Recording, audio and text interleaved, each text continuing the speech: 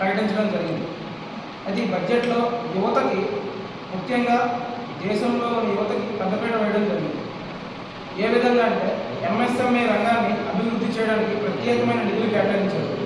అదేవిధంగా గత మోడీ గారు 1.0, 2.0లో ముద్రా లోన్ అనే స్కీమ్ ప్రవేశపెట్టడం జరిగింది. ముద్రా లోన్ మనకి 10 లక్షల వరకు ప్రభుత్వం బ్యాంకుల ద్వారా ఎటువంటి షూరిటీ లేకుండా ఔత్సాహికుడికి యువతకి వ్యాపారం చేయడం కోసం 10 లక్షల రూపాయల రుణాలు మంజూరు చేయడం జరిగింది. అయితే ఇప్పుడు కొత్తగా బడ్జెట్లో దాన్ని 20 లక్షలు పెంచడం జరిగింది.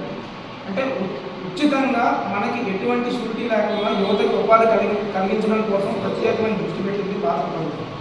అదేవిధంగా మనం ముఖ్యంగా ఏపీకి వస్తే వైజాగ్ నుంచి చెన్నై పారిశ్రామిక కారిడార్ని ఏర్పాటు చేయడానికి నిధులు మంజూరు చేయడం జరిగింది. అదేవిధంగా మన పక్క రాష్ట్రమైన తెలంగాణ హైదరాబాద్ నుంచి బెంగళూరుకి ప్రత్యేకమైన కారిడార్ని ప్రకటించడం జరిగింది. అదేవిధంగా మన ఆంధ్రప్రదేశ్లో స్కిల్ ఇండియా, స్కిల్ డెవలప్మెంట్, ఉపాధి ఉద్యోగ అవకాశాల కోసం ప్రత్యేకమైన రంగాల్లో ఏ విధంగా అంటే స్కిల్ ఇండియా ప్రాజెక్టుల ప్రకారం లేదంటే ఎంఎస్ఎంఈ ద్వారా ప్రత్యేకమైన ప్యాకేజీలను మన బడ్జెట్లో ఆంధ్రప్రదేశ్కి కేటాయించడం జరిగింది.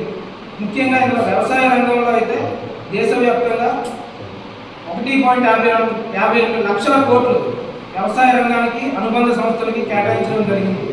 మనకి ప్రత్యేకమైన అదేవిధంగా రైల్వేకి కూడా మనకి పెద్దపీట వేయడం జరిగింది. అయితే ఇంతవరకు మన ఆంధ్రప్రదేశ్ ఏ పరిస్థితుల్లో ఉందో ఆంధ్రప్రదేశ్ ప్రజలందరికీ తెలుసు. అయితే ఇప్పుడు మన వర్షాకాలంలో వర్షాలు పడి వరదలైతే ఏ విధంగా కురుస్తున్నాయో అదేవిధంగా మన బడ్జెట్ వరదల్లో ఆంధ్రప్రదేశ్కి వచ్చి పడిందని ఎటువంటి సందేహం లేకుండా చెప్పగలం.